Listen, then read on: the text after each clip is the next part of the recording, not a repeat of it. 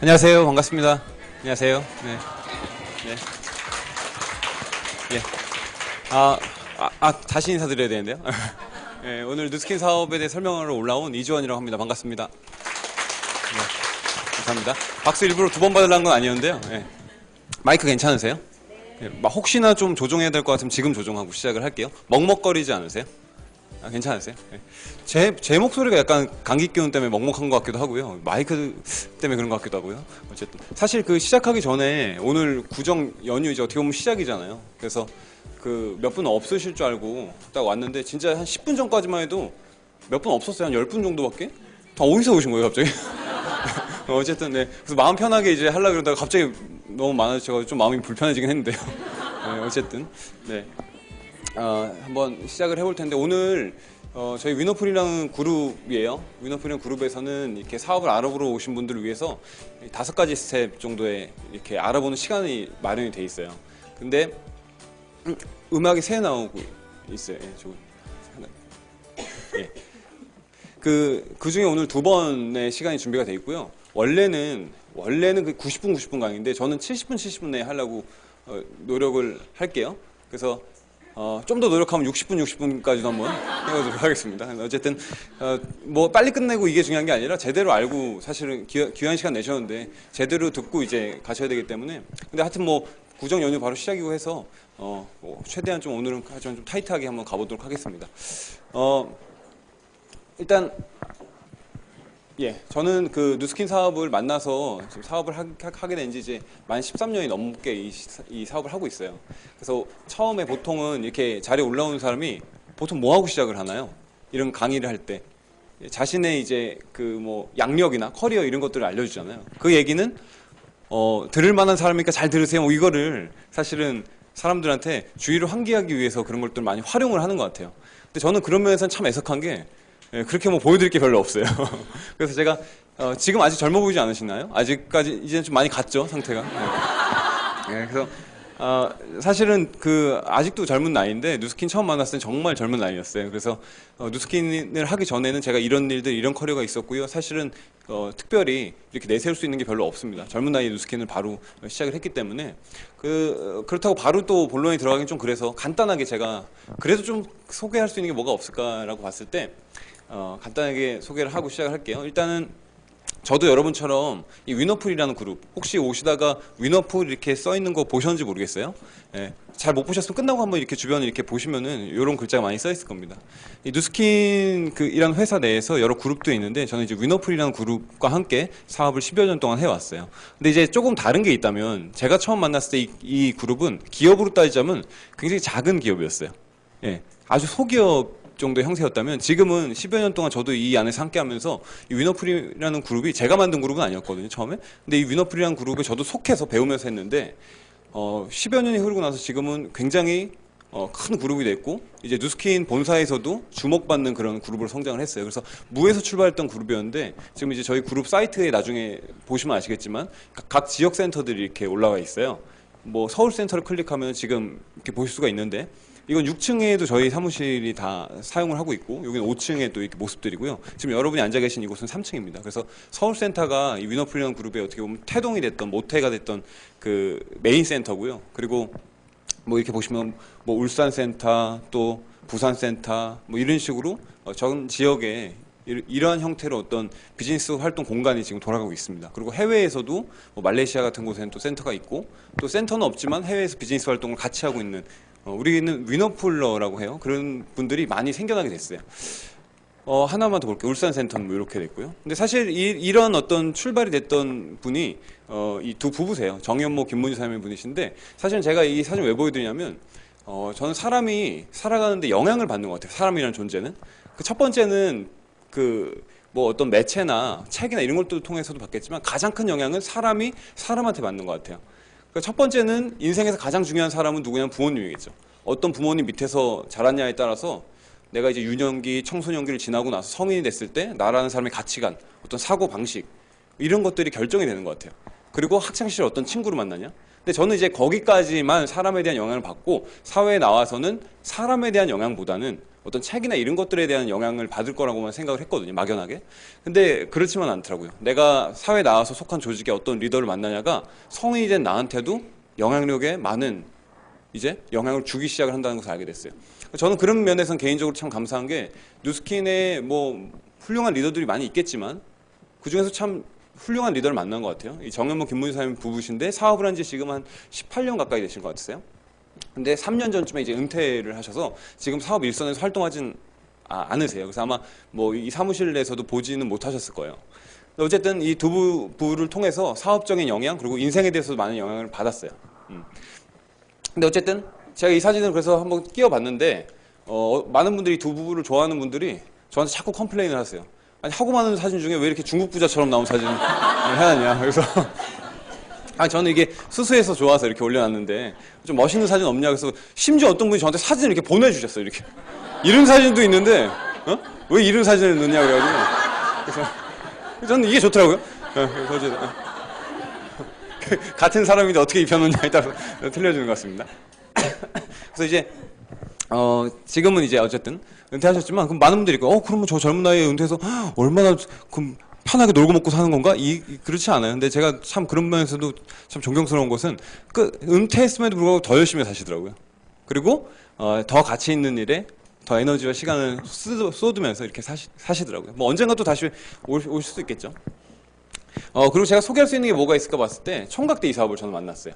그래서 총각대도 혼자 솔로로도 해봤고 결혼해서 부부가 같이도 해봤고요.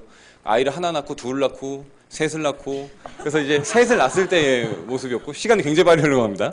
제가 그래서 이때 첫째, 둘째, 셋째 그리고 하나 더 낳았어요. 예, 막내. 그래서 예, 딸 둘에 아들 둘이에요. 그래서 한 3년 전쯤에 찍은 사진이에요. 큰 딸이 저는 이제 10대 같습니다. 10대. 11살이 됐고요. 그리고 11살, 이제 얘가 9살, 8살, 4살. 매년 한 살씩 먹으니까 헷갈려요. 그렇게 4명의 자녀를 이렇게 두면서 했습니다. 제가 봤을 때 10여 년 동안 사업을 한 사람 치고는 사업적인 성장이 되게 크다라고 할 수는 없는 것 같아요. 제가 10여 년 비슷하게 저랑 한 사람들 봤을 때. 하지만 뭐 못한 건 아니에요. 그래서 사업적인 성장도 어느 정도 했지만 제가 봤을 때 앞에 내세울 수 있는 건 그 누스킨 전체에서 나만큼 가정의 성장을 하는 사람은 없을 것 같다. 이렇게. 네. 사업하면서 그죠? 네. 어쨌든 이 내용들 뭐 크게 제가 오늘 드리려는 내용이랑은 상관없지만 앞에 좀 이렇게 같이 나눠봤고요. 오늘은 이제 어떤 일을 시작하는 건 아니지만 알아보러 오셨잖아요. 알아보러 오신 여러분한테 저도 준비해야 되는 게 있지만 여러분도 약간의 준비는 필요하세요. 그러니까 어떤 준비냐면 나는 뭐 5년 후 혹은 10년 후 혹은 그 이상 한 20년 후 이렇게 그 이상 내가 지향하는 나의 삶의 모습이 있는가 이것을 한 번쯤은 생각을 해보고 이 자리에 오셨다면 하나라도 얻어갈 수 있는 내용은 분명히 있을 거예요. 그런데 만약에 그런 생각이 전혀 없는 상태로 그냥 오셨다면은 사실은 얻어갈 수 있는 내용이 별로 없을 수도 있을 겁니다. 근데 이제 중요한 거는 여러분이 원하는 그 삶을 이룰 수 있는 도구가 세상 어딘가에는 분명히 존재를 할 거예요. 그런데 오늘 제가 이 시간을 빌어서 말씀드리는 게 그 완벽한 도구가 누스킨입니다. 그러니 누스킨이라는 도구를 선택하십시오. 이 얘기를 드리려는 건 아니에요. 왜냐면 대화 한번 나눠본 적이 없잖아요. 그러니까 어떤 삶을 원하시는지 모르기 때문에 여러분 삶에 누스킨이라는 도구가 필요할지 안 필요할지는 몰라요, 사실은. 근데 제가 할 수 있는 내용은 제가 보여드릴 수 있는 것은 다른 도구에 대해 설명드릴 수는 없잖아요. 그러니까 한 10여 년 정도 이 일을 해보니까 누스킨이라는 도구가 이론적으로는 이렇고 경험적으로는 이렇습니다. 그러니까 이런 도구니까 한번 필요한지 아닌지를 알아보세요. 이 정도 내용을 제가 첫 번째, 두 번째 시간을 통해서 드릴게요.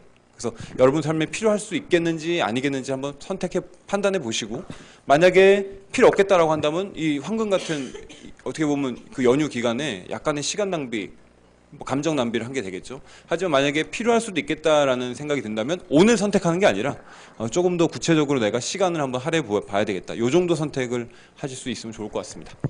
그래서 제가 첫 번째 시간은 4가지의 내용을 갖고 이제 출발할게요. 먼저 일단은 누스킨은 네트워크 마케팅 회사예요. 그래서 네트워크 마케팅이 어떤 거냐에 대한 부분을 같이 나눠보고요. 두 번째는 이 회사는 무슨 매력 때문에 이 네트워크 마케팅으로 운영을 하는지, 그리고 이 일에 참여하는 사람들은 왜 참여를 했는지, 그 매력에 대한 걸 같이 나눠볼 겁니다. 그 두 가지가 이해가 돼서 만약에 내가 이것을 실행에 옮기는 날이 온다면은 기왕이면은 잘하는 게 좋잖아요. 그러면 어떤 요소를 갖춰야지만 좋은 성과를 내고 성장을 할 수가 있는지, 마지막으로 사업적인 타이밍이 그런데 너무 늦은 건 아닌지, 혹은 아직까지도 시기상조는 아닌지, 이런 부분에 대해서 같이 좀 첫 번째 시간에 언급을 해보도록 하겠습니다. 첫 번째 시간에 미리 안 나온 내용들 말씀드릴게요. 제품에 대한 거 안 나오고요, 보상에 대한 거 안 나오고요, 하우투에 대한 거 안 나옵니다. 그냥 이 내용에 대해서만 나올 거예요. 그래서 오늘 첫 번째, 두 번째 시간을 통해서 누스킨에 대한 걸 다 알아가겠다? 못 알아가요. 그냥 오늘 주고자 하는 내용의 것만 소화를 하고 가셔도 이 두 번째 시간에서는 사실은 빽빽하게 이렇게 정보를 갖고 가신다, 이렇게 보시면 될 것 같습니다. 먼저 첫 번째부터 들어가 볼게요. 일단 이제 네트워크 마케팅인데, 여러분이 혹시 주변에 있는 사람들한테 내가 누스킨이라는 거 알아보려고 그런다, 혹 막 이런 얘기를 했다면 사람들의 반응이 있을 거 아니에요? 그게 뭐예요? 네트워크 마케팅 한 번도 안 들어봤어요. 그 어떤 일입니까? 이런 전자의 반응이 많을까요? 아니면 이거 이런 거죠? A사 같은 거죠? 뭐 암모 같은 회사죠? 이런 후자의 반응이 많을까요? 예, 요즘에는 후자의 반응이 더 많은 거죠. 그게 뭐예요? 이런 반응보다는 이런 거죠? 저 대충 알아요. 이런 반응이 더 많은 것 같습니다. 대부분의 사람들은 안다라고 얘기를 해요. 나도 대충 안다. 그래서 제가 그것 때문에 잠깐 질문을 먼저 드리고 시작을 할게요. 여러분 혹시 이분 누군지 아시겠어요? 예, 누구죠? 예, 아시죠? 그죠? 빌 게이츠인 거 다 알죠? 제일 기업가 중에 제일 유명한 사람 한 명을 그래서 뽑았어요. 다 아시기 때문에. 그래서 제가 세 가지 질문을 드리겠습니다. 이 사람이 지금 몇 살이고, 어디 살고 있고, 무슨 생각으로 지금까지 자기의 사업과 삶을 영위해 왔을까요? 혹시 이 세 가지 질문에 명쾌하게 아시는 분 계십니까? 알아도 손들지 마세요. 그 답 맞히라고 제가 질문한 거 아니에요? 사실은요, 질문은 저도 몰라요. 근데 이게 질문 왜 하냐면 저도 착각하고 있더라고요. 내가 빌 게이츠를 안다고 생각을 했었는데 가만히 보니까 아는 게 아니더라고요, 저는. 왜냐면 이 세 가지 중에 알고 있는 게 하나도 없어요. 이 기본적인 내용도 모르면서 어떻게 이 사람에 대해서 안다고 하겠어요. 그리고 나서 저 같은 상태인 사람들이 빌 게이츠에 대해서 막 뭐라고 얘기를 하잖아요. 듣는 빌 게이츠 입장에서 어떨까요? 당신이나 알아? 이런 생각 들지 않겠어요? 그러니까 우리가 첫 번째 생각해야 되는 건 뭐냐면 안다라는 개념인데 이건 아는 게 아니라는 거예요. 우리가 어떤 대상이나 사물에 대해서 설명할 수 있지 않다면은 그것은 아는 게 아닙니다. 그런 관점에서 다시 물어보는 거죠. 네트워크 마케팅 아십니까? 라고 했을 때 과연 우리 국민 중에 과연 몇 퍼센트나 저 정말 정확하게 압니다라고 할까요? 별로 많지 않을 겁니다. 그래서 오늘 정확히 알고 돌아가시면요, 어쩌면 여러분 주변에 있는 사람 중에서는 가장 정확하게 이 사업을 하든 안 하든 상관없이 이 업에 대한 이해는 하고 가실 거예요. 일단 네트워크 마케팅이 무엇입니까? 라고 묻는다면은 유통 채널의 여러 가지 채널 중에 한 채널이다. 거기에서 속한 어떤 사업이 있는 거고, 그 일을 하는 회사가 있는 거고, 그 일을 하는 또 사람들이 있는 거다. 일단 기본적으로 유통 채널 중에 한 분야다, 이렇게 보시면 돼요. 그러면 이 네트워크 마케팅이 도대체 어떻게 출발되게 됐는지를 알려면은 과거의 유통을 한번 우리가 먼저 볼게요. 유통이라는 건 이런 거였죠. 물건을 만든 사람으로부터 최종 단계에 있는까지, 소비자까지 도달하는 일련의 과정들을 다 유통이라 그래요. 그래서 뭐 이 정도의 생산자가 비용을 들여서 물건을 만들었을 때 중간에 어떤 유통비와 마진이 붙은 상태로 최종 단계인 소비자까지 도달을 하는데, 우리가 이때 한번 질문을 볼 게 있습니다. 내가 유통업자예요, 유통업자. 그러면은 내가 취급하고 있는 상품의 마진이 높기를 원해요, 낮기를 원해요? 예, 높기를 원해요. 근데 여러분은요, 유통이랑 전혀 상관없는 정말 단순 소비자세요, 그냥. 그러면 여러분이 애용하고 있는 상품의 마진이 낮기를 원하지 않나요? 그러니까 이해관계는 서로 상반돼 있어요. 그렇다면은 기업을 경영하는 사람 입장에서는 누구의 편을 들어주는 게 나을까요? 유통업자들은요, 마진 높게 책정해달라고 그러고요, 소비자는 낮춰달라고 그래요. 기업이 롱런하길 원한다면은 소비자 니즈 무시하면 안 되죠. 그러다 보니까 어떤 기업들이 등장했고, 이런 유통 채널들은 지금 다 바뀌었죠. 뭐 우리가 애용하고 있는 채널들이에요. 대형 마트에서 제품을 구입하는 경우도 비일비재하고요. 그리고 TV 홈쇼핑, 네트워크 마케팅, 인터넷 전장 상거래. 요즘에 소셜 미디어가 등장해서 소셜 인플루언서까지 등장을 했잖아요. 그죠? 그래서 자신의 어떤 개인이 브랜드를 유통할 수 있을까지 파워를 갖고 있는 사람들도 등장을 했잖아요. 과거에는 없던 유통 방식이 생겨나고 있는 거예요. 그런데 이 중에서 네트워크 마케팅을 제외한 것을 기업 주도형이다, 이렇게 얘기를 해요. 그 얘기는 이런 기업들의 매출이 크게 올라갔을 때 순이익은 누가 가져가냐면 기업이 가져가요. 왜 그러냐면 그 제품을 유통하는데 누가 주도적으로 활동을 했냐면 기업이 한 거예요. 그런데 네트워크 마케팅을 여기 포함을 안 시키는 이유가 뭐냐면 얘는 기업 주도라고 하지 않고 소비자 주도형이다, 이렇게 얘기를 해요. 누스킨이 우리나라에서만 연간 매출액이 4, 5천억 정도가 왔다 갔다 거려요. 그런데 그 4, 5천억의 매출을 일으키기 위해서 원래는 누가 노력을 해야 되냐면 기업이 노력을 해야 되는데 그 활동을 기업이 하지 않았더라는 거예요. 그럼 그걸 누가 했냐? 소비자들에 의해서 이루어졌다는 거죠. 그래서 기업이 해야 될 역할을 소비자들이 하기 시작을 했고, 두 부류의 사람들에 의해서 연간 4, 5천억의 매출액이 우리나라에서 지금 일어나고 있어요. 그 두 부류는 누구냐면 첫 번째는 사업과 전혀 무관한 그냥 제품 좋아서 제품만 사용하는 그냥 순수한 소비자. 그들이 자기가 사용을 하고 주변에 있는 사람들한테 자기가 좋은 제품 권한 거, 그런 식으로 약간의 유통망이 생겨나기도 했어요. 사실은 근데 그런 소비자, 단순 소비자에 의해서 유통망이 그렇게 커지진 않습니다. 4, 5천억이라는 매출이 일어날 수가 없어요. 그럼 두 번째 부류에서 실제로 그 매출이 일어나는데 그 두 번째 부류가 누구냐면 그럼 난 이것을 단순 소비자 정도가 아니라 적극적으로 개입하고 적극적으로 유통에 참여해 볼게요. 그래서 내 시장을 내가 적극적으로 넓혀 나가 볼게요. 라고 해서요. 그 사람들과 전혀 다르게 큰 유통망을 이렇게 형성해 나가는 사람들도 나와요. 어쨌든 회사 입장에서는 그 유통망을 만들어낸 사람의 기여 순도만큼 이익을 분배해야 될까요? 아니면 회사만 이익을 가져가야 될까요? 여기 유통에 참여해서 유통망을 만든 사람한테 이익을 분배해야 되겠어요? 아니면 회사만 이익을 가져가야 되겠어요? 분배하지 않는다고 하면요. 저같이 이 비즈니스에 참여하는 사람들 안 나와요. 분배한다고 약속했기 때문에 그 약속을 믿고 내가 열심히 노력을 해가지고 내 유통망을 만들려는 노력을 하는 거예요. 그래서 네트워크 마케팅의 이론은 어떻게 되냐면 이렇게 되는 거죠. 기본적으로 이 중간에 있는 것을 다이어트 해볼게요, 우리가. 이 다이어트를 한 게 네트워크 마케팅뿐만 아니라 아까 얘기했던 뭐 대형마트라든 TV 홈쇼핑이라든 이런 것들이 다 해당되는 거예요. 그중에 네트워크도 해당이 되는 거예요. 우리가 다이어트 해보자. 품질과 상관없지 않냐. 이거 다이어트 하면은 차라리 생산 원가에 조금 더 많은 투자를 해서 조금 더 좋은 제품 만들 수 있고 시장에 조금 더 저렴한 가격에 내놓을 수 있지 않겠냐. 그럼 이론상이지만 어떤 제품이 나올 수가 있냐면 가격은 저렴했는데 품질이 좋아진 가성비 갑인 제품이 나올 수 있지 않겠냐. 그럼 그런 제품을 소비자들이 선호하지 않겠냐. 그럼 이런 제품을 만들어냈고 이걸 한번 유통시켜 봅시다. 라고 했는데 문제가 생겼어요. 어떤 문제가 생겼냐면요. 과거에는 이 돈이 있었어요. 그래서 홍보하는 기업들, 광고 기업들, 그리고 필요하다면 미디어도 활용을 하고요. 그죠? 그리고 샘플도 만들고 모델도 이제 뽑고 이런 거에다 돈을 쓸 수 있는 여력이 있었는데 이 800원이라는 병이 어디까지 낮춰졌냐면 이렇게 낮춰졌잖아요. 이 400원 내에서 유통을 시켜야 되는 거예요. 그럼 뭘 못하기 시작하냐면 그럼 광고회사들, 홍보회사들, 미디어를 활용한다든지 샘플을 만든다든지 이런 것들을 과거처럼 할 수가 없는 거예요. 남은 400원 비용 내에 살려면. 그럼 고민이 되겠죠. 이론상 이런 제품을 시장에 내놓으려면 유통비용을 낮춰야 돼요. 이 낮춘 것을 갖고 남은 400원을 갖고 어떻게 효율적으로 유통을 할까 고민하다 보니까 그럼 우리 이제부터는 전문적인 어떤 기업들을 고용하지 말고 우리가 비전문가 집단이긴 하지만 비전문가인 사람한테 직접 광고주가 되게 하고 직접 광고 모델이 되게끔 유통에 참여시키자, 소비자들을. 그럼 그 소비자들이 유통에 참여하게 됐을 때 그 소비자들이 자기가 만든 유통망에 대해서는 아까 말씀드린 것처럼 다시 돌려주자, 페이백을 하자. 근데 그 중에서 어떤 소비자는요, 그래, 나 한번 참여해볼게요. 내 소비자인 내가 유통에 참여해볼게요. 우리 동네 사람들 아름아름 5명, 10명 주변에 이렇게 전달할게요. 그래서 아름아름 5명, 10명 정도의 소비자망을 만드는 사람도 나와요. 그 사람은 그만큼이 400원의 몫이 크진 않겠죠. 하지만 어떤 사람은요, 그렇다면 난 이걸 단순하게 그 정도로 하는 게 아니고요. 적극적으로 개입을 해서요. 5명, 10명 규모가 아니라 필요하다면은 내가 좀 더 배우고 필요하다면 뭔가 시스템도 만들고 필요하다면은 뭔가 나만 하는 것이 아니라 이런 교육 시스템도 만들어가지고 유통망이 확장될 수 있게 내가 노력할게요. 시간과 에너지도 드리고요. 그래서 5명, 10명이 아니라 1000명, 2000명, 10,000명 이렇게 큰 유통망을 만든 사람도 나올 수 있겠죠. 이론적으로. 그러면 5명, 10명 만든 사람한테는 큰 몫이 아닐 거예요. 큰 수입이 아니겠죠. 하지만 큰 유통망을 만든 사람한테는 절대 작은 수입은 아닐 거예요. 이해는 가시나요? 예. 그러면 이 이론만 딱 들었을 때는 크게 문제될 게 있어요? 없어요? 모르겠어요. 이론 들어도 이게 뭐 크게 허점이 있나요? 허점이 없죠. 그래서 사실은 네트워크 마케팅 우리나라에서 법으로 이게 합법화된 일일까요? 아니면 아직까지 합법화되지 않은 일일까요? 예, 합법화된 거예요. 그럼 어디서 관리를 할까요? 공정거래위원회에서 관리를 해요. 그래서 합법화돼 있긴 한데 그래도 지금 아직도 가끔가다 문제 있어요, 없어요? 가끔도 있죠. 지금도 가끔 있어요. 그러면 정상적인 네트워크 마케팅이랑 불법 다단계 피라미드랑 도대체 뭔 차이가 있냐? 이론으로 봤을 때는 문제될 게 있어요, 없어요? 없잖아요. 이론으로 됐을 때는. 단 이론대로 하면. 이론대로 한다고 해볼게요. 어떤 기업이요. 네트워크 마케팅을 선택을 했고요.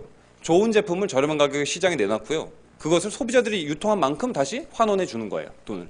자, 이렇게 됐을 때 정상 네트워크 마케팅은 먼저 무엇을 만들어요?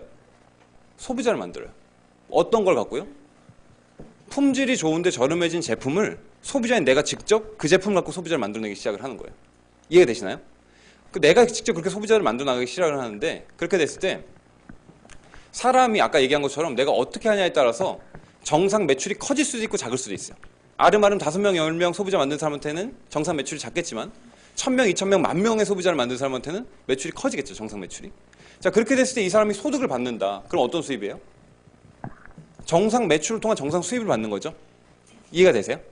그러면 이런 형태의 네트워크 마케팅이 지금까지 역사상 계속 되어 왔다면은 네트워크 마케팅을 통해서 피해받는 사례라든지 우리가 알고 있는 이상한 일들이 일어날 수 있어요, 없어요? 없죠. 정상 유통이니까. 이해되시나요? 우리가 흔히 알고 있는 일들, 어떤 가게를 오픈했을 때 그 가게에 실제 손님이 많이 들어오는 사람은 가게 주인 돈을 많이 버는 거고, 똑같이 가게를 오픈했어도 손님이 안 들어오면 가게는 망하는 거고, 우리가 흔히 알고 있는 일들, 정상적인 유통이잖아요. 그런데 도대체 사회적인 그런 어떤 무리나 이런 것들은 무엇에 의해서 일어났냐면 이렇게 하지 않은 기업들도 있더라는 거예요. 어떤 기업들이냐면 정상적인 네트워크 마케팅이라면은 품질이 좋아지고 저렴해진 제품을 중심으로 유통을 시켜 나가야 되는데 소비자가 안 만들어지는 거예요. 왜요? 첫 번째 이론에서 삐걱거린 거예요. 품질이 좋고 저렴한 제품을 못 만드는 거예요, 회사가. 이해되시나요? 사람들한테 선택받을 수 있는 제품을요, 기술력의 문제인지 자본력의 문제인지 하여튼 그런 여러 가지 이유들에 의해서 제품을 못 만드는 거예요. 그럼 여러분이 만약에 그런 회사를 만났다면 어떻게 해야 돼요? 소비자가 안 만들어지는데? 그 일 해야 돼요, 말아야 돼요?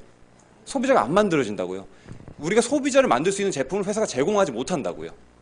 그런 회사도 있단 말이죠, 그죠? 우리가 소비자를 만들어 나가야 되는데 소비자를 만들 수 있는 제품을 제공하지 못한다라고 한다 하면 우리는 그 일을 선택하면 안 되죠. 하지만 어떤 사람들이 나오냐면 소비자는 안 만들어지는데 비전은 보여, 이 일에. 아직 제가 매력은 안 말씀드렸지만 이 네트워크 마케팅에 대한 매력이 느껴지는 거예요. 그래서 포기하지 못하겠어요. 그럼 뭘 하기 시작을 할까요? 매출이 일어나긴 일어나야 되는데 소비자가 안 만들어져요. 그럼 어떤 일을 해요? 정상적인 매출 말고 다른 형태로 매출을 일으키자. 비정상적인 매출을 일으키자. 다시 말해서 오늘 뭐 70분 이런 식으로 한다 그랬잖아요. 지금 설명드리는 것이 불법 다단계나 피라미드라면 몇 분 할까요? 시간 제한 없어요? 왜요? 오늘 해서 여러분 설 끝나고 나갈 때 동공 풀리실 때까지 하는 거예요. 만약에 동공 안 풀린다 그러면 어떻게 해야 돼요? 이런 회사라면? 문 걸어 잠고 이렇게 해야 되는 거예요. 왜냐면 오늘 온 사람이 구매 대상인 거예요. 오늘 온 사람이 매출을 일으켜야 될 대상인 거죠. 그러니까 나갈 때 한 보따리 싸갖고 나가야 돼요. 그래서 이 사업 설명이 성공이냐 실패냐는 끝나고 얼마만큼 사람들이 제품을 사갔냐, 그거의 성공 여부가 결정이 되겠죠. 이쪽이라면. 갑자기 중시자 일어나서 뭐 그런 거였어요? 이러면 안 돼요. 근데 이런 업을 통해서 돈 번 사람이 있어요, 없어요? 있죠. 왜? 비정상 매출을 많이 일으킨 사람. 그 사람은 비정상적인 매출이잖아. 비정상 수입 많이 가져가는 거잖아요. 비정상적인 수입을 많이 가져갔다는 건 뭐예요? 비정상적인 매출 많이 왔다는 것은 돈 쓸 사람들을 많이 끌어왔다는 거예요. 그리고 여러 사람 피해 줬기 때문에 돈 번 사람도 나온다는 거예요. 어디서부터 문제인 거예요? 소비자가 안 만들어지는 비정상적인 매출을 갖고 일을 하는 거예요. 그러니까 여러분이 뭘 보셔야 되냐면 제가 지금 말씀드린 이론에 문제 없잖아요.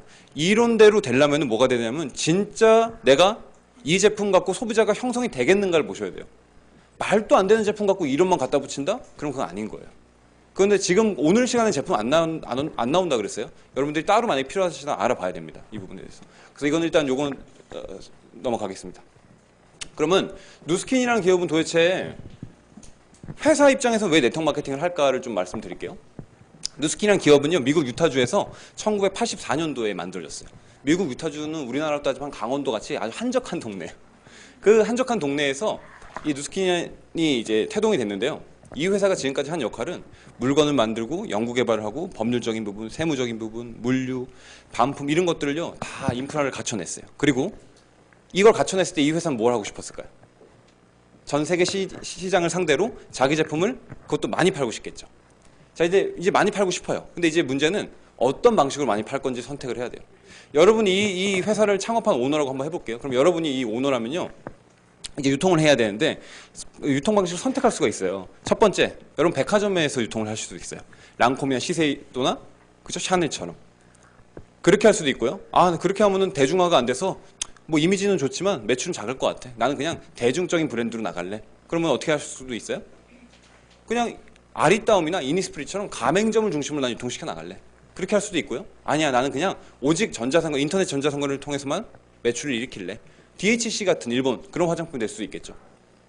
근데 여러분요, 사실 이 회사는 어떤 걸 선택하냐면 그 방법들을 다 선택하지 않았고요.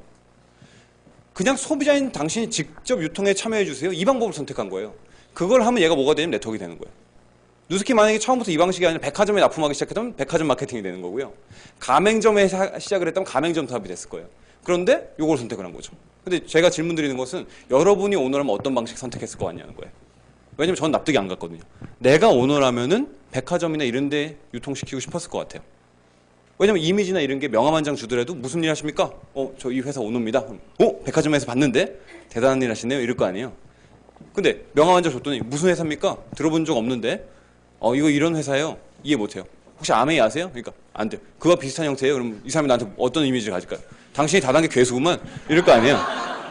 그러니까 명함 한 장을 준다 하더라도 아직까지 우리나라 사회에 이미지가 있는데 내가 기왕의 기업을 경영하는 사람 입장이라면 그래도 이미지 좋은 아직까지 그냥 뭐 백화점이나 일반적으로 사람들이 알고 있는 그런 유통 방식을 채택을 하지 뭐 하려고 이 방식을 채택을 했겠냐는 거예요.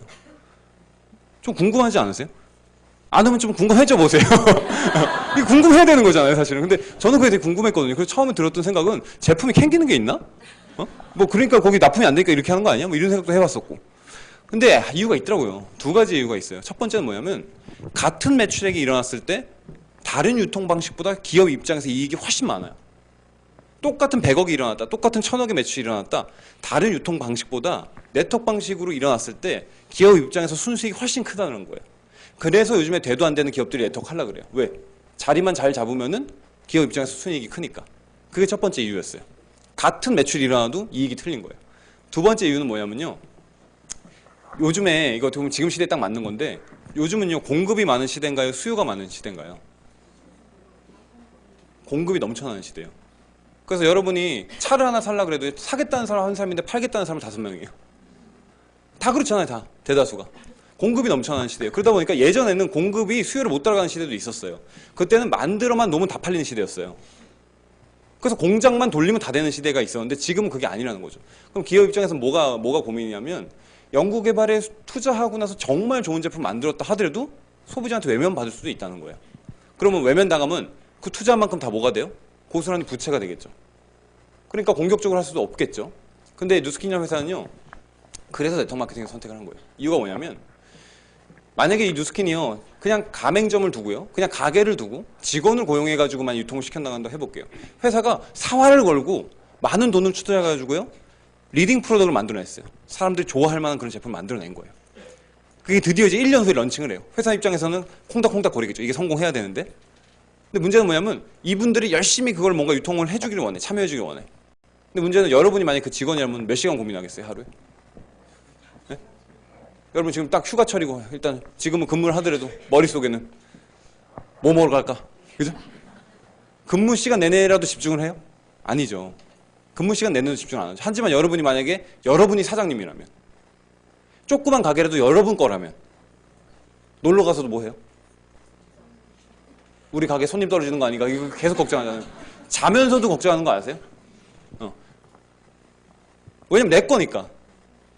그래서 사실은 이 회사가요 정말 사활을 걸고 만들었다 하더라도요 그 제품에 대해서 파고 들어가고 그 제품을 정말 잘 유통시키게 노력하는 거 그냥 직원이라면 얼마나 하겠냐는 거예요.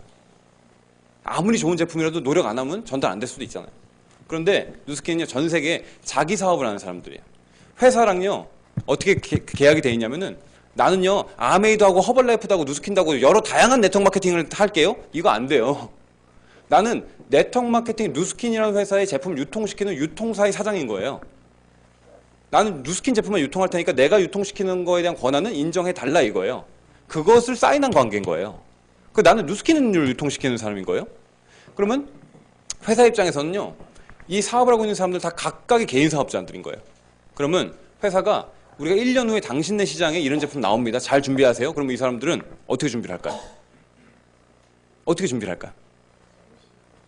내 시장을 넓힐 수 있는 기회니까. 최선을 다해서 준비를 하는 거예요.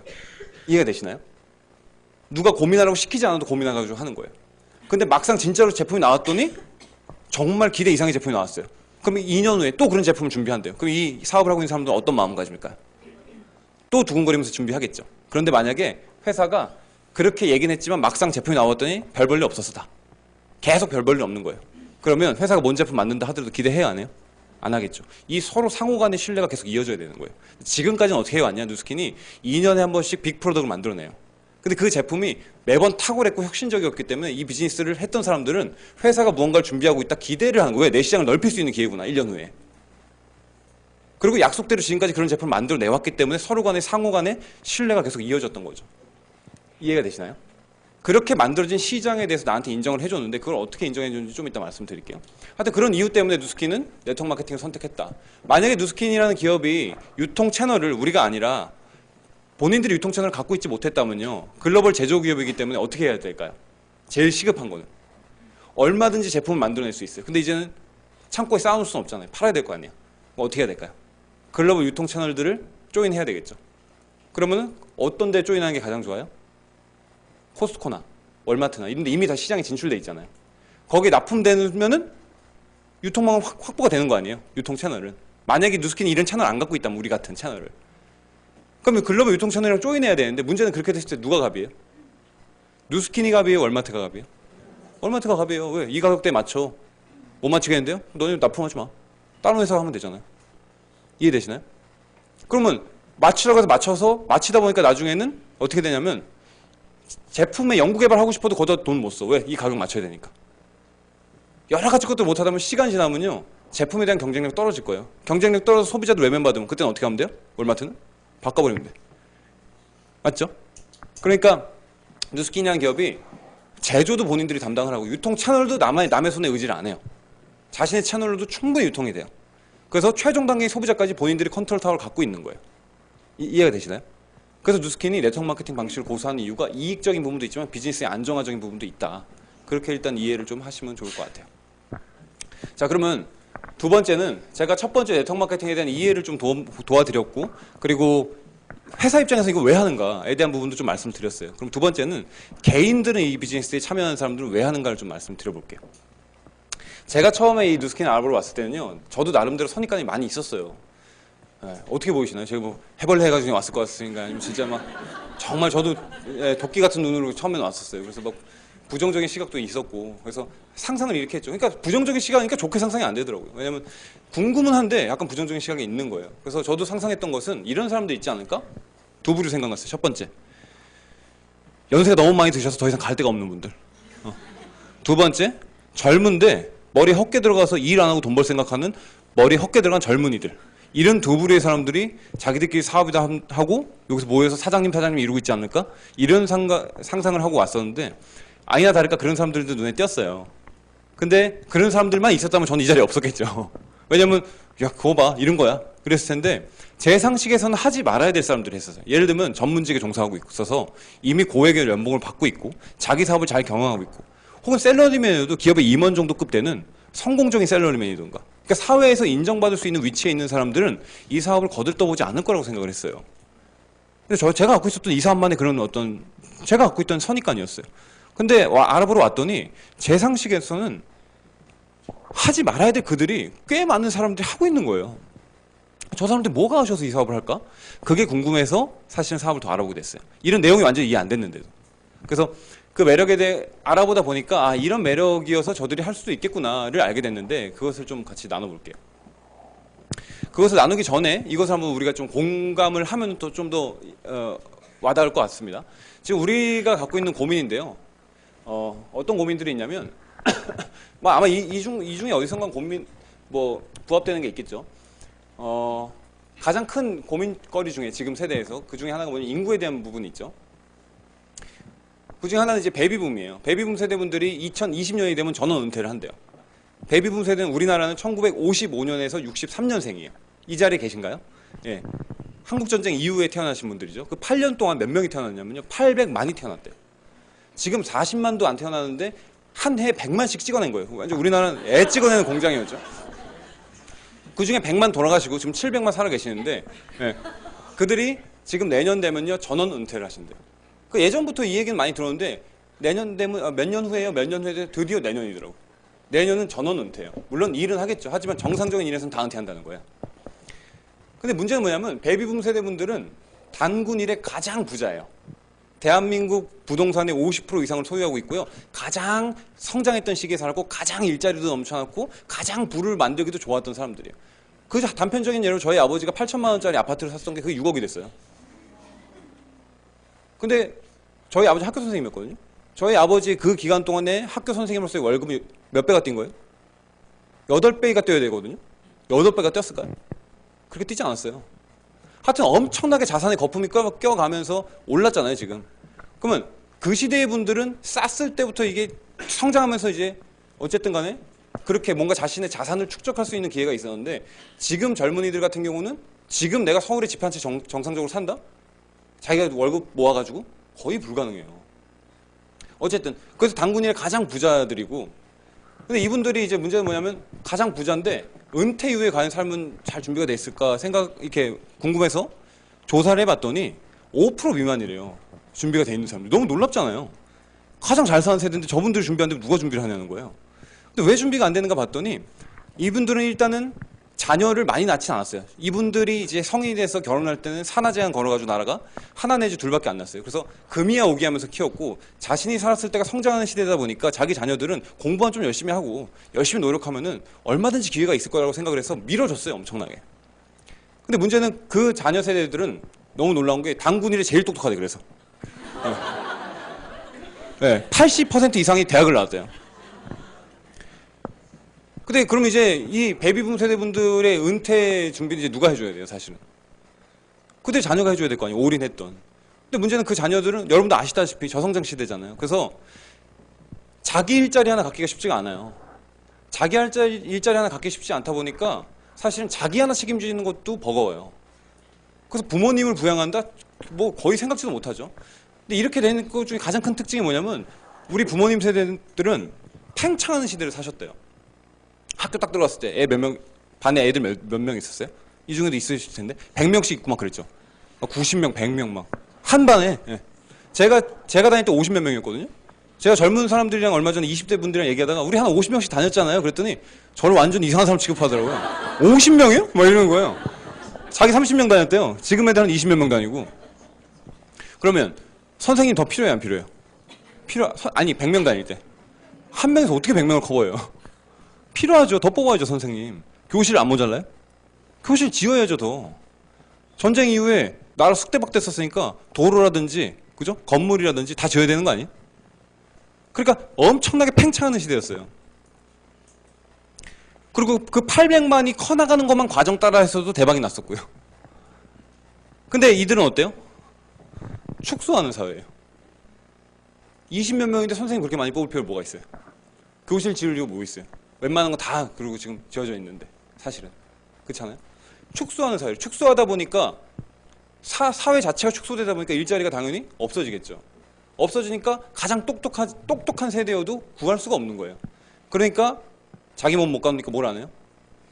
결혼 안 하잖아요. 결혼을 포기하잖아요. 결혼 포기하니까 뭐가 안 돼요? 애를 안 낳잖아요. 결혼 안 했는데 애 낳는다 이상하잖아요.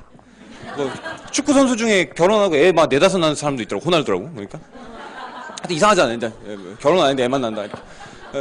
출산을 안 하고 출산을 안 하니까 당연히 사회는 늙어가고 늙어가는 사회가 성장할 거라고 생각하는 것 자체가 이상한 거고. 그러니까 이렇게 고리에 딱 들어가 버렸는데 이걸 누가 끊어내냐? 애 낳아야 돼요. 예. 애 낳아야 된다고. 애 낳았잖아요. 저는 빨리 낳으세요. 그러니까. 근데 사실 제가 이거 보면서 느낀 게 뭐냐면요.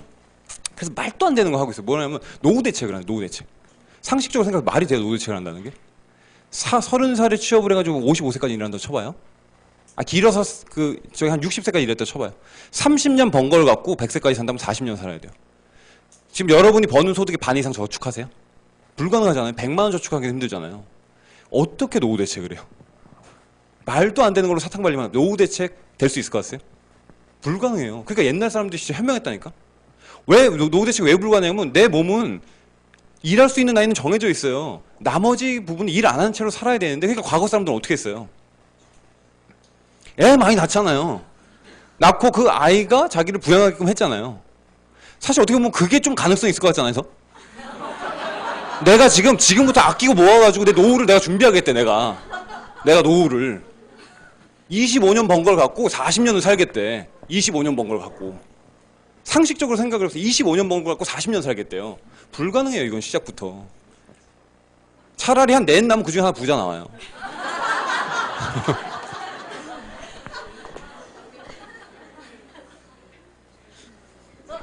저를 국회로. 당면과제는 그래서 55세에서 80세라면 55세에서 80세라면 이분들의 가장 큰 고민은 왜냐면 80세는 그냥 평균 수명을 잡은 거예요. 근데 사실은 사고나 자살 어떤 뭐 이런 걸로 인해서 돌아가지 않는 사람은 92세 다 삽니다. 네. 저희 집에도 다 그래요. 사고나 질병으로 돌아가신 분 제외하고는 다 90 이상 사세요. 지금 현재. 어쨌든 그냥 80세까지 산다고 했을 때 8억의 자금이 필요하대요. 한 달로 따지면 한 260만 원 정도? 그래서 꽃감 빼먹듯이 이렇게 부부가 같이 쓰는 거예요. 근데 일단 이게 이제 지금 내가 여기 속한 분들은 이게 가장 큰 고민일 거고요. 거긴 아니지만 나는 아이 둘을 갖고 있다. 한 아이당 대학을 졸업하는 데까지 드는 비용이 우리나라 사회에서 한 3억 4천 정도 같은데요. 그러면 둘이면은 6억 8천인데 우울하니까 뒤에 빼고 6억이라고 할게요. 그러니까 혹시 이 중에 아직 싱글 분들이 계시다면 제발 엄마가 나한테 해준 게 뭐가 있어 이런 얘기 하지 마시라는 거. 엄청 많더라고 보니까. 저도 보니까 분유값으로 차 한 대 샀더라고 보니까. 30에서 55세에 있는 사람들인데 나는 아이 둘을 갖고 있고 지금 부양해야 될 양가 부모님 중에 한 분은 내가 모셔야 된다 라는 상황이라면 얼마가 필요해요? 이렇게 되겠죠. 그런데 만약에 양가 부모님 외동끼리 만나서 결혼을 했는데 양가 부모님이 둘 다 준비가 안 돼 있다. 그러면은 사실 더 필요한 거예요.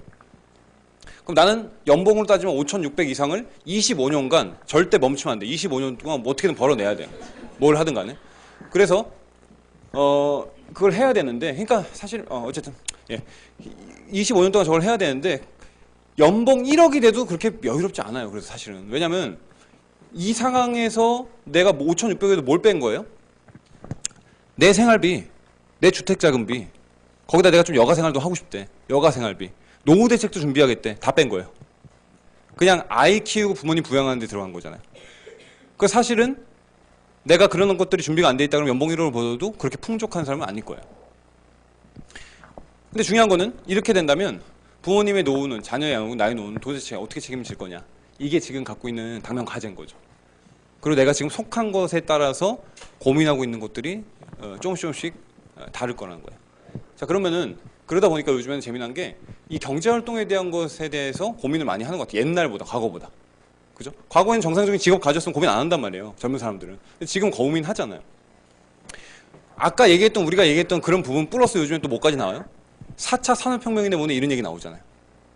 그래서 뭐 로봇이 대체할 거다 뭐 이런 얘기 나오잖아요. 그러다 보니까 사람들이 내가 지금 들이고 시간과 노동을 들여서 소득을 벌고 있는 그 직장이 혹시나 산업혁명이나 이런 것들로 인해서 대체되면 어떡하냐.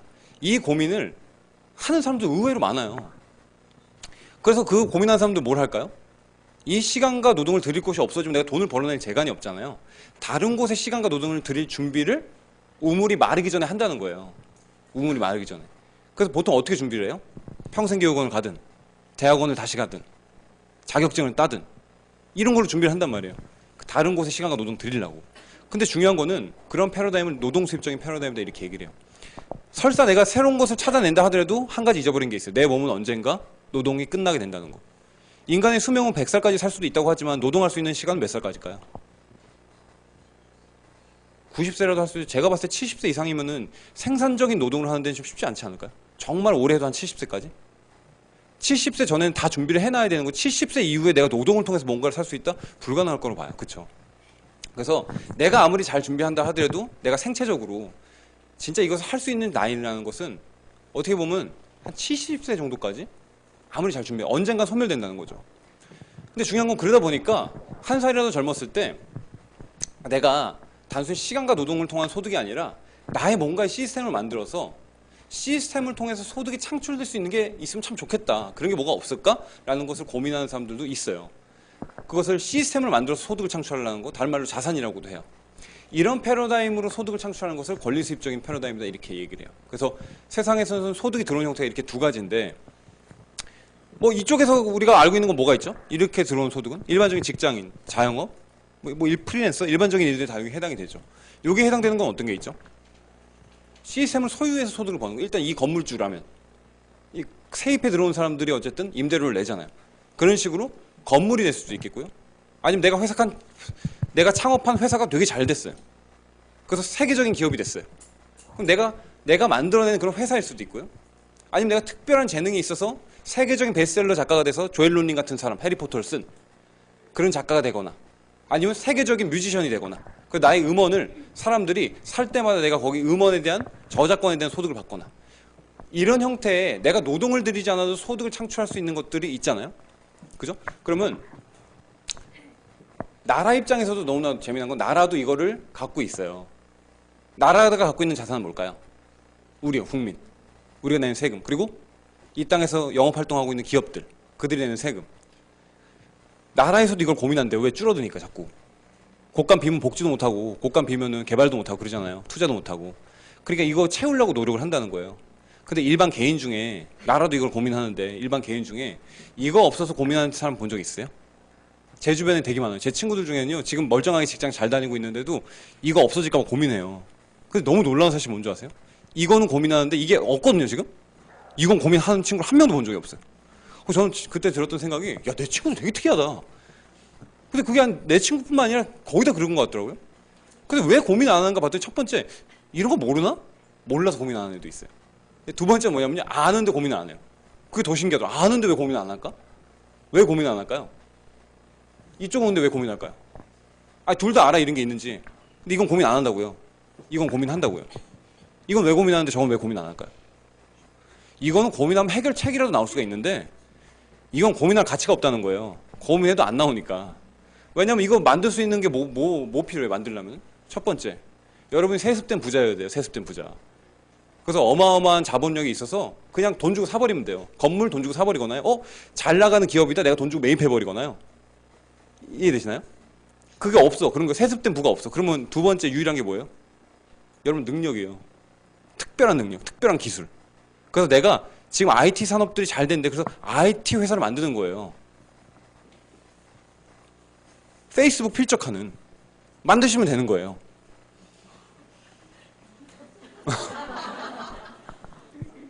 근데 그게 쉽지가 않잖아요. 여러분, 뭔가를 창작해내시면 되는데 그게 쉽지가 않잖아요, 평범한 사람들이. 그래서 이것은 논할 가치가 없다고 그러는 거예요. 왜냐하면 평범한 사람이 할 수 있는 게 아니기 때문에. 그런데 제가 네트워크 마케팅 얘기하면서 이걸 뭐 하려고 언급을 할까요?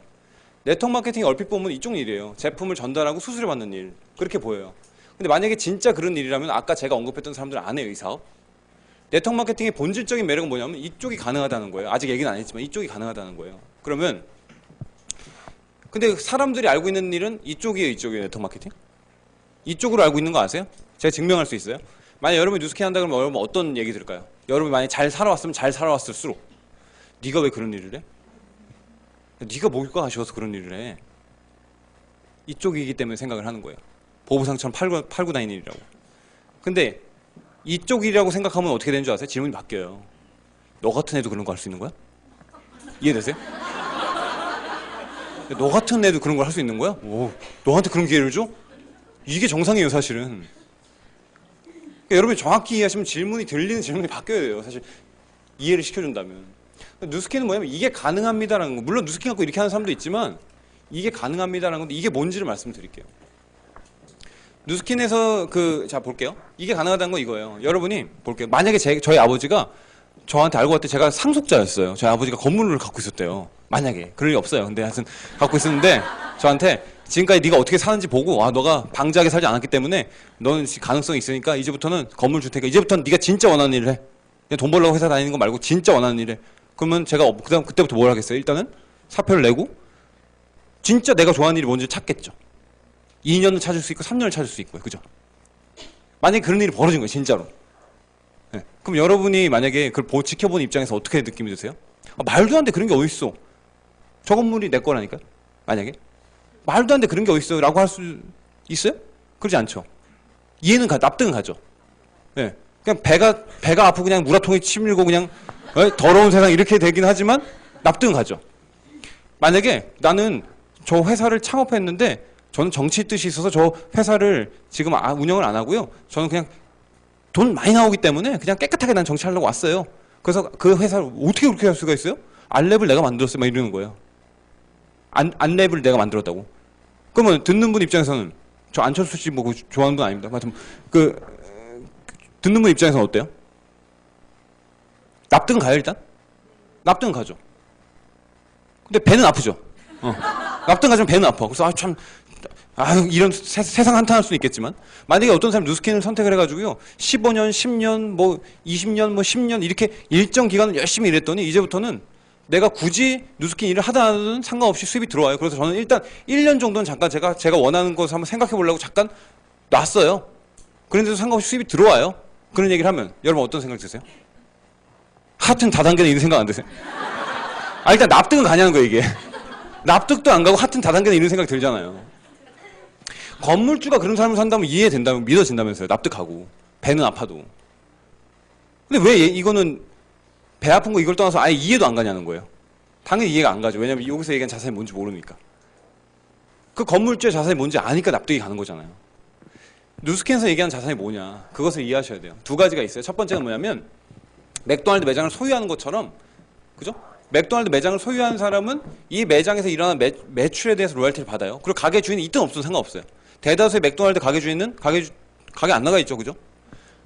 그런 것처럼 내가 그냥 돌아가는 어떤 뭔가를 만들어냈을 때 거기서 일어나는 매출에 대한 대다수의 것을 자기가 수입을 받는다는 거예요. 그런 것처럼 누스킨이 첫 번째, 회사가 지금까지 만들어낸, 개발해낸 제품을 내가 중심으로, 이 제품을 중심으로 나의 소비자망을 일정하게 만들었을 때 내가 만든 모든 소비자에 대한 권리를 나한테 주겠대요. 언제까지 주냐면 여기서 매출이 일어나는 한 내가 어디에 있던, 일을 하든 안 하든 상관없이 만약에 정상적인 매출이 일어난다면 지속적으로 이 만든 나한테 주겠다는 거예요. 이해가 가시나요? 이게 누스킨의 첫 번째 자산 가치예요. 내가 만든 소비자에 대한 권리를 인정해 주겠다. 소비자에 대한 권리. 근데 중요한 건 뭐냐면 여기까지만 있다 그러면 누스킨은 장사에 국한돼요. 그리고 제가 다음 장에 두 번째 자산 가치 얘기할 때 말씀드리겠지만 누스킨 사업의 가장 큰 매력은 뭐냐면 프랜차이즈 오너가 자신의 가맹점, 성공적인 가맹점을 중심으로 가맹점들을 확장시켜 나갔잖아요. 그래서 그렇게 확장시킨 가맹점에 대한 로열티를 받고 있어요, 지금. 프랜차이즈 오너들은. 그런 것처럼 누스킨도 이게 장사가 아니라 사업이다라고 하는 이유는 뭐냐면 내가 소비자 만든 것에 대한 보상만 받는 것이 아니라 이제 두 번째 자산에 나오지만 이 소비자를 잘 만들어냈을 때 나와 같은 가맹점을 복제한 것에 대한 수입을 회사로부터 인정받는다는 거예요. 단 전제 조건이 있어요. 이 첫 번째 자산 가치, 내가 만든 소비자에 대한 권리를 계속 인정받으려면, 그리고 두 번째, 아직 말씀 안 드렸지만 나와 같은 가맹점을 이렇게 만들어냈을 때 거기에 대해서도 로열티를 인정을 받으려면 아무나 인정해 주진 않아요. 아무나는 아니에요. 그럼 어떤 사람한테 인정해 줄까요? 자, 일단 프랜차이즈는 뭐예요? 자기가 본사가 돼서 자기가 갖고 있는 노하우를 복제시켰을 때 사실은 로열티를 받을 수가 있는 거잖아요. 그러려면 제일 중요한 게 뭐예요? 원판이죠. 자기가 실제 소비자가 생기고 잘 돌아가야 돼요. 자기 가게가. 노하우도 없는데 복제한다고 되는 게 아니잖아요. 아무나 인정시켜주진 않고요. 이 첫 번째 자산 가치를 인정받으려면은 최소한의 실력과 경험을 갖추세요라는 거예요. 당신이 최소한의 실력과 경험을 갖춰서 일정 소비자를 만들어냈다면 그때부터는 당신도 누군가를 복제할 수 있는 권한을 드릴게요라는 거예요. 본사로서의 자질을 갖췄을 때. 이해되시나요? 최소한의 실력과 경험을 갖추셔야 하는데 그 실력과 경험을 회사에서는 뭘로 판단을 하면 최소한의 매니아 소비자를 만드세요라는 거예요. 그러니까 약 한 2000GV 정도의 매니아 소비자를 만드세요라는 거예요. 2000GV는 뭡니까? 라고 한다면 누스킨에 있는 제품에는 하나하나마다 포인트들이 붙어 있어요. 내가 만든 소비자들이 제품을 구매할 때마다 그 포인트에 모두 합산된 것이 2000GV 이상이 달성된 사람을 뜻해요. 그 정도의 소비자를 갖고 있는 사람을 뜻해요. 이해되시나요? 그 정도의 소비자를 갖고 있는 사람이 당신이 만든 소비자, 당신 소비자로 인정해주고 이제부터 당신과 같은 대리점을 만약에 복제를 해낸다면 거기에 대해서도 로열티를 인정해 주겠다는 거예요. 그런데 이러면 아마 이런 생각 들 수 있어요. 저도 이게 가장 큰 고민이 뭐냐면 도대체 우리나라 돈은 얼마 정도의 매출이 일어날 수 있는 소비자고 이게 한 번만 하면 돼요? 이 생각도 들었었어요. 왜냐면 한 번 정도는 내가 어떻게든 하겠는데 언제까지 이거 해야 돼요? 이런 저는 의문이 들었었거든요. 도대체 2000GV 정도의 매니아 소비자라면 어느 정도의 소비자 양을 뜻하냐면 약 20명 정도의 매니아 소비자가 있는 걸 뜻해요. 20명 이상 정도의 소비자. 근데 저는 이때 가장 큰 고민이 뭐였냐면 그 소비자를 내가 일단은 자신이 없더라고 처음에. 20명의 소비자 어디서 만들어 내가? 이해되세요? 근데 이건 어떻게 보시면 상식적인 일이라는 거예요. 여러분이 만약에 커피숍을 하려고 그래요. 커피를 하려고 그래요. 첫 번째. 커피로 20명의 커피 진짜 여러분 가게에 오는 매니아 만들 자신 없는데 사업할 수 있어요? 없어요? 커피라는 도구를 여러분한테 드릴 테니까 보세요. 커피라는 도구를 드리겠대요. 커피라는 도구를 드릴 테니까 알아서 20명 만드세요. 만들 수 있어요? 없어요? 지금? 만들 수 있어요? 지금? 당장? 여러분한테 칼 하나 드리겠대요. 병원 차리래요. 재료 다 줄 테니까 병원 차리래요. 할 수 있어요? 못하죠. 여러분한테 가위 주겠대요. 다 주겠대요. 재료. 지금 미용실 차려서 시작하래요. 할 수 있어요? 뭐가 빠진 거예요? 배우는 거. 이해되세요? 우리는 모든 일을 할 때 배우는 걸 시작을 해요. 근데 왜 사람들 네트워크 마케팅 할 때 배우려는 생각을 안 하냐는 거예요. 그게 뭔지 아세요? 네트워크 마케팅은 배우려는 생각을 못 해요.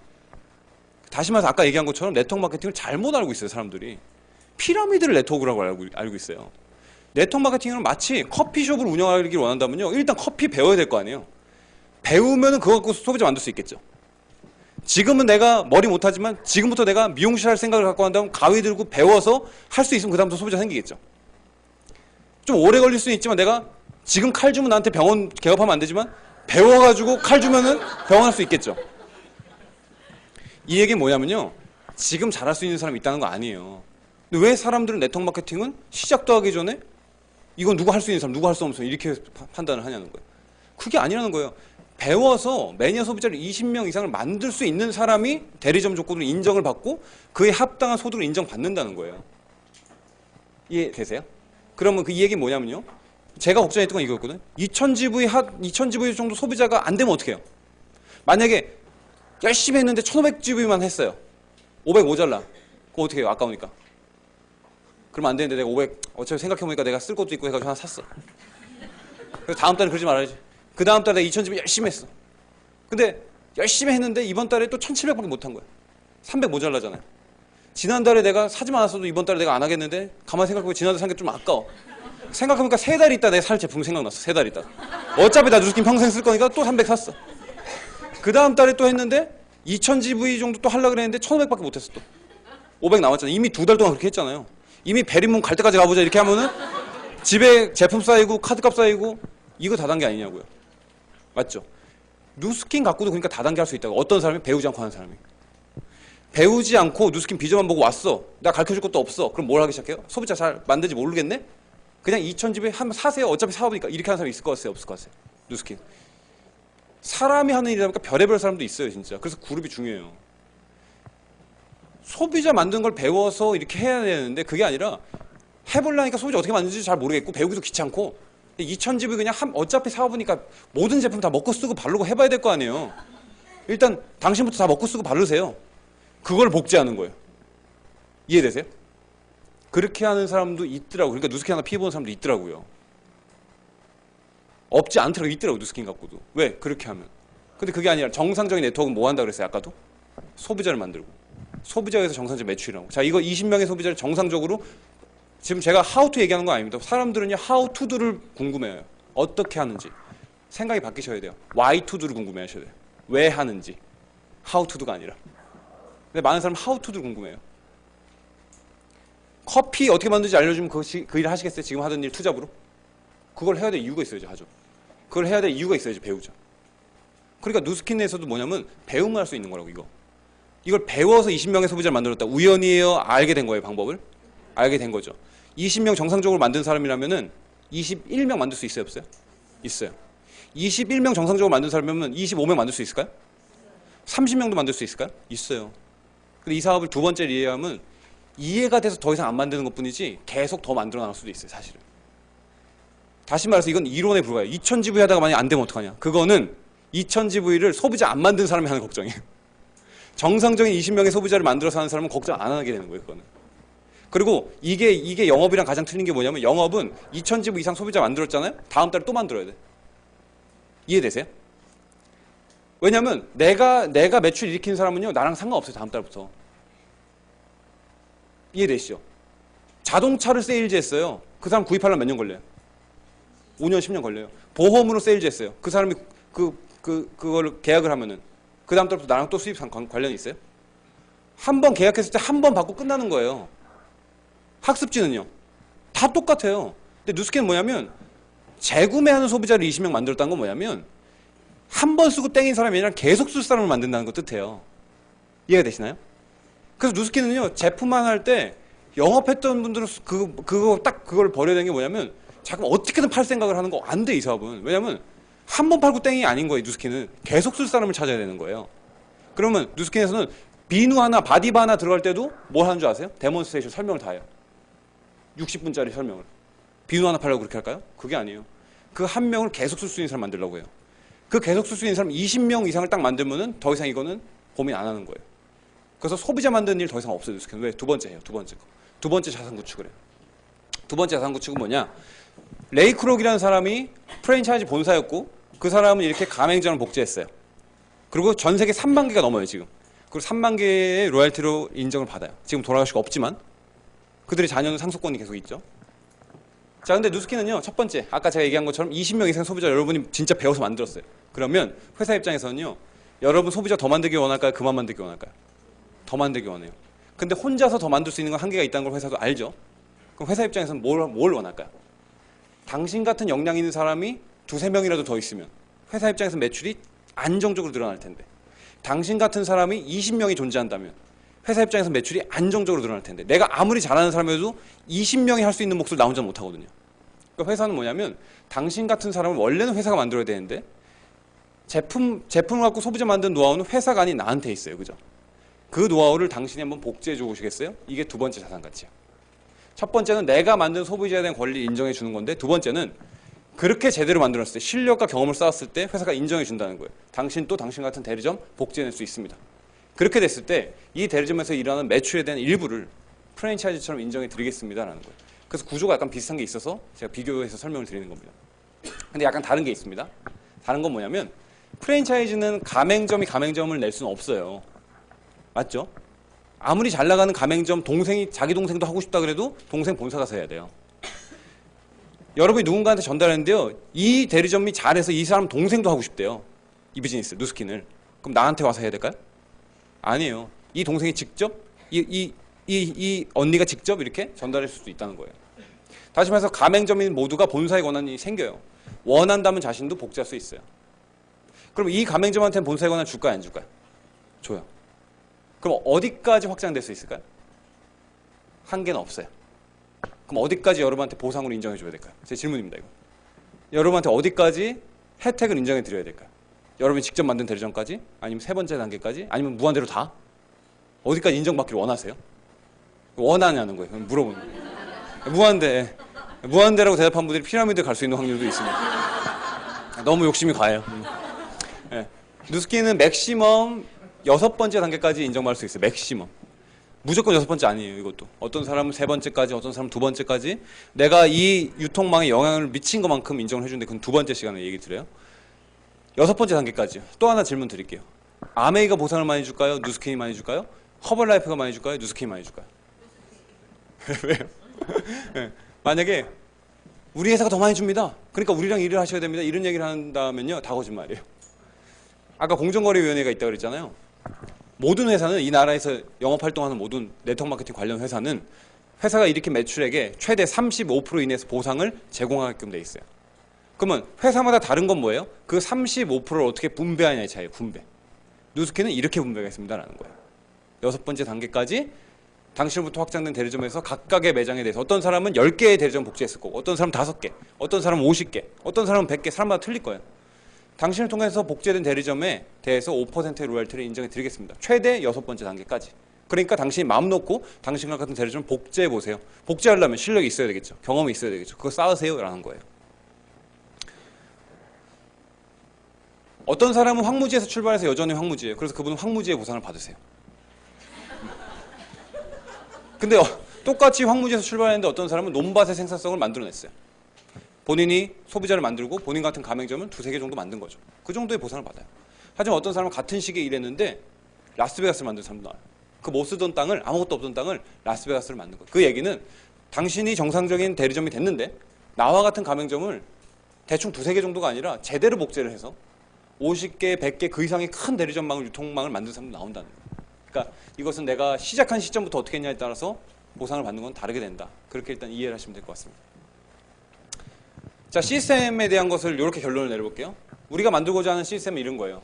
시스템이란 것은, 여러분 레미안에서 자고 일어났는데 새로 나온 SM6를 타고 가다가 차가 이제 이렇게 접촉 사고가 났어요. 그래서 갤럭시를 꺼내서 삼성화재 애니카를 불렀어요. 근데 새 차에서 너무 기분이 안 좋아요. 그래서 집에 가는 길에 기분도 풀 겸 왕창 장이나 봐야 되겠다. 장 보면 스트레스 풀었어. 집에 가서 삼성 TV를 딱 켜고요. 뭐 아직까지 분이 안 풀려. 이게 새 차여가지고. 그래서 멍하니 이렇게 TV 보다가 레미에서 자고 다음날 SM6를 타고 어디를 가냐면 삼성전자로 출근하는 거예요. 이게 무슨 얘기냐면, 삼성전자에서 돈 벌어가지고 한 달 내내 돈 쓴 거 어디로 갔나 봤더니 다 그 기업으로 다시 들어간 거예요. 다행이다. 나는 저기 말고 딴 데 다니는데. 그 사람도 똑같아요. 그러니까 우리가 얘기하는 시스템은 이거잖아요. 그러니까 이 세상은 어떻게 보면 시스템을 갖고 있는 사람, 시스템에 속한 사람인 거예요. 그러니까 뭔가 내가 내 노동과 상관없이 수입이 들어오는 무언가를 갖고 있냐는 거예요. 이들은 그걸 갖고 있는 거잖아요. 그게 많이 갖고 있을수록 대기업이잖아요. 내가 아무 생각 없이 돈 썼는데 이게 다 어디로 들어간가 봤더니 거의 다 대다수가 대기업으로 들어가잖아요. 누스킨을 갖고 우리는 자본이 없기 때문에 그런 것을 자본금 갖고 만들 수는 없지만 내가 시간과 노동을 들여서 첫 번째 배워서 시간 노동을 들이고 나 내 자질이 맞지 안 맞는지는 모르겠지만 일단은 내가 배워서 매니아 군단을 한번 만들어보자 해서 만들었어요. 그러면 이 만든 걸 갖고 원하는 사람이 분명히 있을 텐데 그 사람 나처럼 할 수 있게끔 내가 잘 한번 복제해보자 라고 해서 복제를 시켜나가는데 그 전에 매니아 군단을 만들었을 때의 자산 가치는 이거예요. LG에서 나오는 LG 생활건강 엘라스틴 샴푸를 썼던 사람한테 이 사람은 아무 생각 없이 썼지만 현금 흐름이 어디로 들어갔어요? LG로 들어갔잖아요. 그것을 내가 누스킨으로 브랜드 체인지 시켜준 거예요. 에포크라는 좋은 샴푸가 있어요. 그래서 이분이 진짜 그다음부터는 에포크를 쓰기 시작을 했어요. 그렇게 됐어요. 현금 흐름이 LG에서 누스킨으로 온다는 거죠. 만약에 누스킨으로만 간다면 내가 그 활동을 열심히 안 해요. 근데 누스킨으로만 가는 게 아니라 누가 전달하냐는 건 도대체 내가 전달한 거예요. 전달한 사람한테도 인정해 주겠다는 거예요. 일부를. 회사만 가는 게 아니라. 근데 그게 한 명이 아니라 내가 10명을 만들었어요. 그런 소비자를. 10명의 눈에 보이지 않는 파이프라인을 내가 갖게 된 거예요. 그런 소비자를요. 40명을 만들었어요. 40명의 눈에 보이지 않는 그 파이프라인을 내가 갖게 된 걸 뜻해요. 그게 첫 번째 작은 자산이라고요. 작은 자산. 그런데 이것을 나 혼자서는 그 파이프라인을 만들어봤자 얼마나 만들겠냐는 거예요. 그래서 이제부터는 내가 효율적으로 원하는 사람한테 내가 복제를 시켜나가겠다라고 해서 복제를 시키게 돼요. 그럼 어떤 일이 일어날 수가 있냐면 이런 일도 일어나요. 제가 한 3년쯤 사업을 했을 때 제 친구 중에 얄미운 친구가 있었거든요. 제가 초기 때 이렇게 얘기했는데 자기 뭐 관심 없다 이랬어요. 3년쯤 됐을 때 다시 만났을 때 자기 사촌이 누스킨 쓴다고 저한테 자랑을 해요. 야, 내가 누스킨 하는 줄 알았으면 나한테 좀 쓰라고 하지 그랬냐? 제가 그랬죠. 그랬더니 뭘 귀찮게 그런 걸 하냐? 그렇게 얘기를 해서 그 친구가 얄밉잖아요. 친구가 하는데 도와주지 못한 만정. 그래서 제가 궁금해서 누구한테 쓰니 이렇게 물어봤더니 제가 알 리가 없지만 물어봤어요. 근데 물어볼 때마다 답을 할 때마다 왠지 내가 아는 사람 같아요. 계속 물어보니까 너무 놀라운 게 제가 그때 대리점 몇 개 대주도 않았는데 제가 복지한 대리점의 소비자였어. 그 사촌 언니가. 너무 깜짝 놀라고 진짜 싫어요 진짜. 깜짝 놀라가지고 그 친구한테 뭐라 그랬냐면요. 야, 그거 언니 평생 쓰시라 그래. 이러면서 집에 갔죠. 내가 그렇게 만든 나의 자산을 어떻게 회사가 나한테 인정을 해주냐면 내가 만든 모든 소비자에 대한 현황을 실시간으로 볼 수가 있어요. 그리고 이건 단순 소비자가 아니라 내가 복제시킨 하나하나의 가맹점 전체 매출액을 실시간으로 확인할 수가 있어요. 그리고 내가 받은 커미션의 출처가 어디까지인지도 알려줘요. 대한민국이 아닌 그 이외에 다른 나라에서 일어났어도 매출이 그 매출로 인해서 수입이 들어왔어도 그것도 인정을 해줘요. 저 같은 경우는 해외에서 이렇게 수입이 발생되는 게 많지가 않아요. 한 30만 원도 안 되는 것 같아요. 근데 어떤 사람은 한국에서 일어나는 수입보다 해외에서 일어나는 수입이 훨씬 큰 사람도 있어요. 독일 같은 경우는 저는 가본 적도 없는데 3,500만 원 얼마 좋겠어요? 3,500원 21원이에요. 어쨌든 뭐 그래도 가보지도 않은 나라에서. 미국 같은 경우 그래도 좀 많이 들었네. 18만 원 뭐 이렇게. 어쨌든. 그러니까 이건 뭐냐면 가능성이에요. 그 정도 소득이 들었다면 그 이상이 내가 노력한다면 또 들어올 수도 있는 거예요. 누스킨 엔터프라이즈 법무팀에서 알려드린대요. 회원이 혹시 사망했을 때 상속받을 한 명 정하네요. 그래서 상속 신청을 하래요. 도대체 뭘 상속한다는 걸까요? 내가 열심히 일하다가 하늘나라 갔어요. 도대체 뭐가 상속이 될까요? 눈에 보이지는 않는다고 해도 눈에 보여요. 첫 번째, 내가 만든 소비자. 내가 하늘나라 갔다고 내가 만든 소비자, 내가 복제한 가맹점이 나를 너무 사랑한 나머지 나도 같이 가자 하늘나라. 그럴 사람 없잖아요. 나만 같이 그들은 이 땅에 있는 거예요. 그러면 만든 장본인은 갔어. 그럼 이제 어떻게 해야 돼요? 원래는 회사가 다시 가져가야 될 거 아니에요. 운영할 사람이 없는데. 근데 그게 죽이 되든 밥이 되든 일단 상속해주겠다 이거예요. 죽이 되든 밥이 되든. 그래서 상속해줬더니 안 돌아가. 그러면 수입이 없을 수도 있겠죠. 상속해줬더니 나와 상관없이 계속 잘 돌아가. 그러면 그 수입은 계속 나오는 거예요. 상속 1순위 배우자. 여러분 배우자 사랑하시나요? 네. 그럼 일단 1순위가 배우자고요. 2순위가 자녀고 3순위가 부모님이에요. 부모님도 없다 그러면은 친인척. 그러니까 혈연지간까지만 돼요. 친구한테 안 됩니까? 안 돼요. 내가 살아있을 때 매매 안 됩니까? 안 돼요. 우리나라 오직 상속은 가능해요. 상속 받는 사람이 있을까요? 없을까요? 있죠. 근데 아직 굵직굵직한 리더분 중에 상속 받는 사람은 별로 없어서 한 20년, 10년만 기다려보세요. 나올 거예요. 이제. 그래서 혹시 심혈관 안 좋으신 분 있으면요, 상속 신청서 다운로드 받을 수 있어요. 그래서 가슴에 고이고이 이렇게 갖고 다니세요. 자, 나머지는 짧습니다. 이 매력 정리해 볼게요. 자산 형성의 기회가 있다. 오해하지 마세요. 누스킨만 있지 않습니다. 세상에 수많은 일들이 있지만 그것은 이미 있는 사람들만 가능한 거고요. 특별한 능력이 있는 사람들만 가능한 거예요. 평범한 사람이 자산 형성의 기회가 있다가 이게 가장 큰 매력이고요. 평생 직업으로서의 가치가 있다. 저희 아버지가 지금 교직에서 은퇴하셨는데 너무 짠하더라고요. 아버지의 그것을 아이들이 매거진을 냈어요. 선생님 30년 일하시고 은퇴하셨는데 은퇴 이후에 계획이 있으신가요? 했더니 이날만은 오지 않기를 원했는데 이 30년간 몸담았던 이곳에 오지 못한다는 게 가장 속상하다고 이렇게 매거진 쓰셨더라고요. 그래서 그거 보면서 우리 아버지 아직 젊은데, 아직도 저희 아버지 저 일찍 나가지고 아직도 젊은데 그 이상의 가치 있는 일을 도대체 어디서 찾으실 수 있을까? 지금 은퇴하고 이후에 그 생각이 들면서 내가 돈을 떠나서 계속 일할 수 있는 곳이 있다는 것도 참 이것도 매력이다라는 생각이 들었어요. 투잡으로 출발 가능하고 통제탑이 내부에 있다. 내가 나 스스로 컨트롤할 수 있다는 거고요.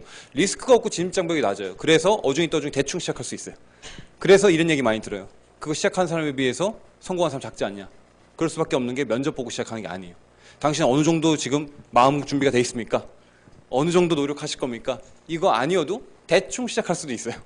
그 대충 시작한 사람이 결과를 낸다. 그 일이 이상한 일이에요.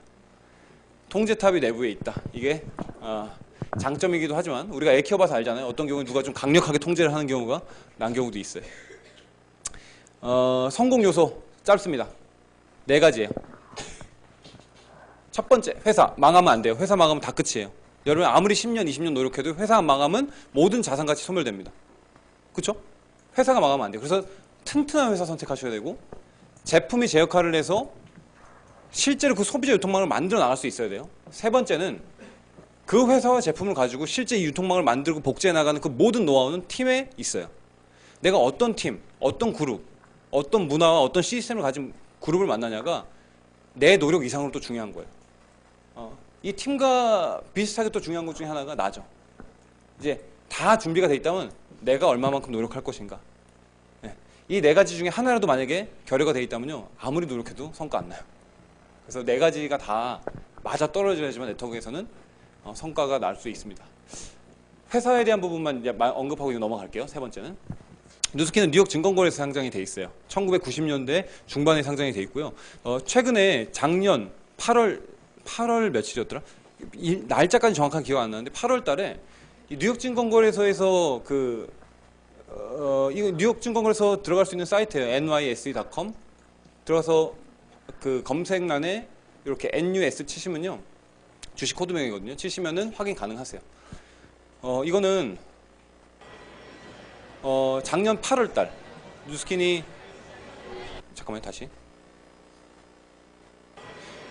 에이지락 브랜드의 10주년 기념으로 여기서 이제 폐종식을 집행을 했었던 거예요.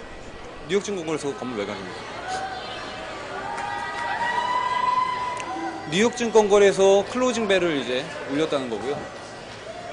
8월 달에 누스킨이 그날 장을 마감할 때 전도 유명한 기업이 나와서 5시 되면 문 닫잖아요. 문 닫을 때 이제 폐종식을 집행을 하고 건물 외곽에서는 또 이렇게 또 저런 약간 이벤트를 또 마련해 줍니다. 이 행사에는 창업자 3명 중에 1명, 그리고 CEO, 그리고 누스킨 그 사업자, 대표 사업자들 몇 명이 이렇게 나와서 같이 행사에 참여해요. 회사는 회사 직원들과 사업자들과 같이 연합으로 이제 가는 거니까. 예, 건물 외곽에 이렇게 또 그날 또 회사 사기가 때 같이 걸리는 또 기념비적인 또 날이고요. 폐종식을 몇 번을 또 누스킨 집행을 했어요. 여러분이 생각하는 것 이상으로 누스킨이라는 회사는 건실할 겁니다. 그래서 회사가 망할 염려보다는 내가 과연 잘할 수 있을까, 이 염려를 더 하시는 게 나을 것 같고요. 마지막 성공 요소 얘기하고 첫 시간 마무리할게요. 비즈니스 타이밍 얘기하고요. 제가 처음 입문했을 때 가장 많이 들었던 질문이요, 너무 늦게 하는 거 아니냐라는 얘기 들었어요. 여러분이 보시기에 저는 일찍 하는 사람이에요, 늦게 하는 사람이에요? 일찍 한 사람이에요. 근데 제가 처음에 이사 입문했을 때 10년이 넘었어요, 누스킨 들어온 지. 그러니까 주변에서는 야, 우리 어머니도 옛날 깔딱하다가 그만두셨어. 뭐 이런 얘기 되게 많이 들었거든요. 근데 너 지금 와서 뭐 하려고 그러냐? 이런 얘기 들었어요. 근데 지금은 뭐라 그러냐면 그 얘기했던 사람들이 넌 일찍 했으니까 됐지. 이런 한 입으로 두 말을 하는.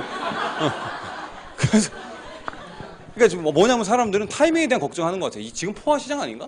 더 커질 것인가? 저도 약간 그 걱정을 했거든요. 지금 쓸만한 사람 다 쓰고 할 만한 사람 하지 않나? 자, 누스킨이 만약에요.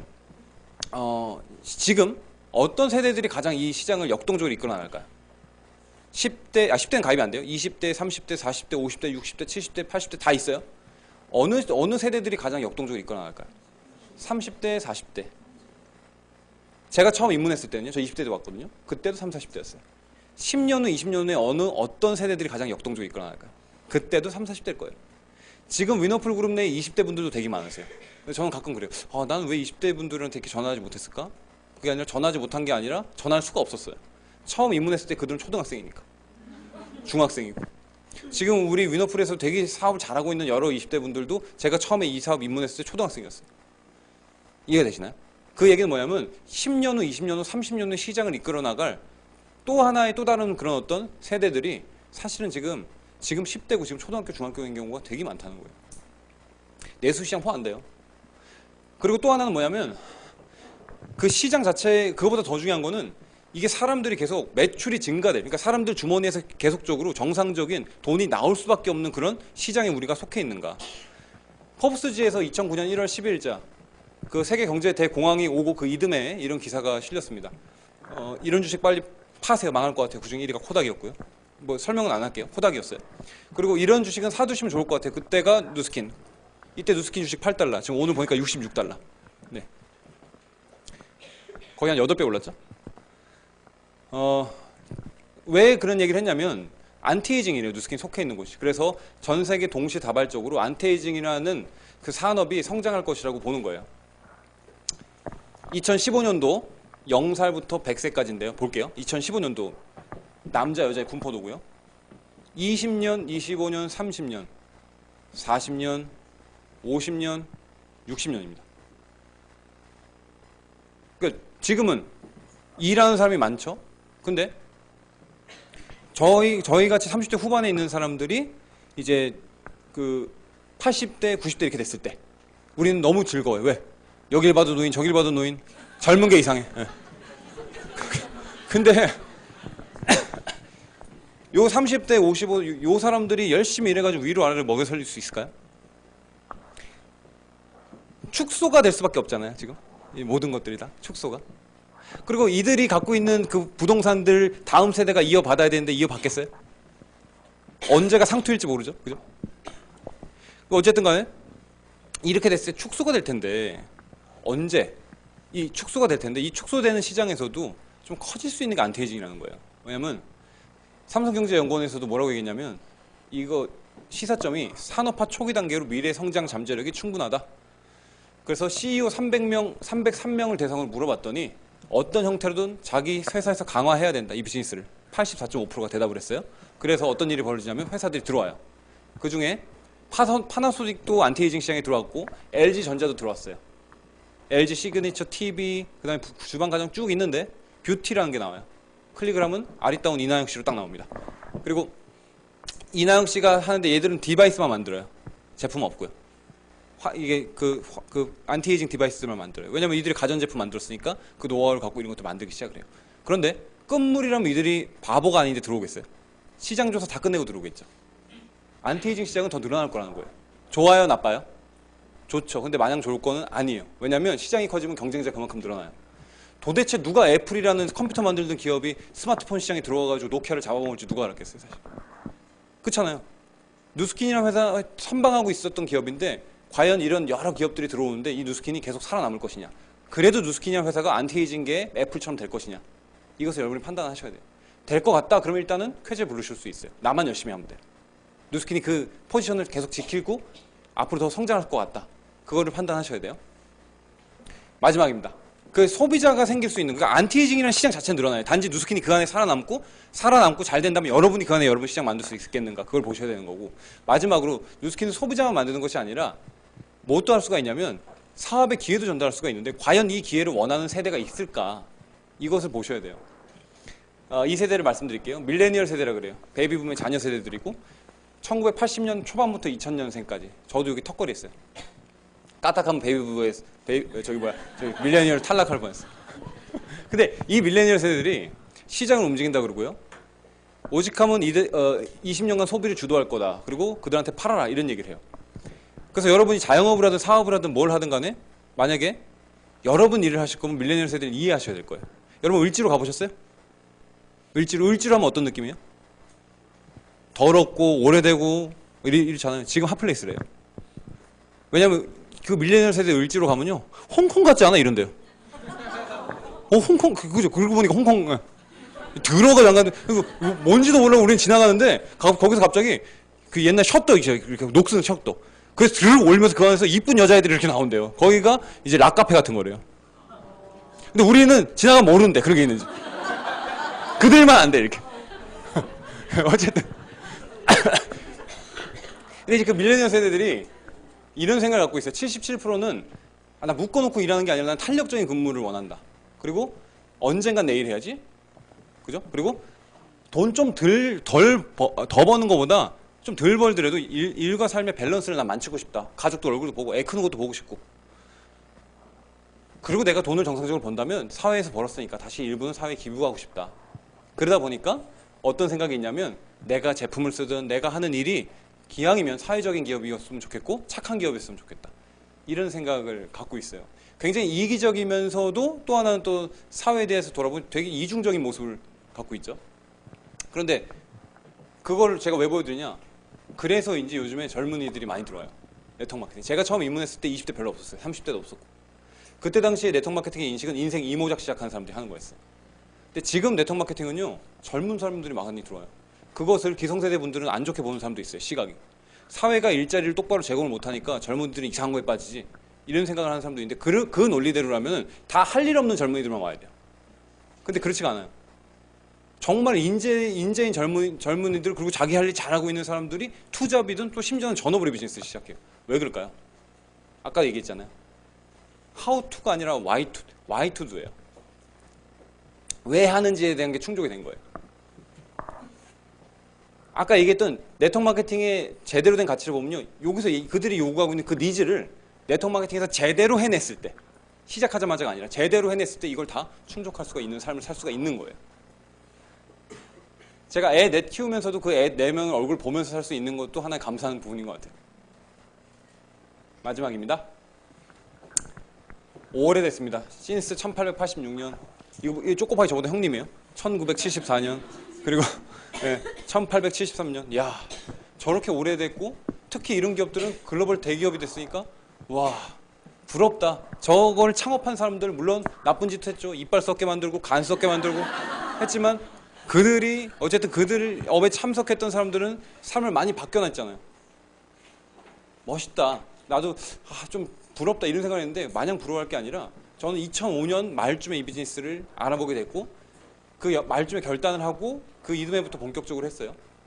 그래서 만으로 한 13년이 좀 넘어가고 조금 있으면 이제 14년 가까이 돼가요.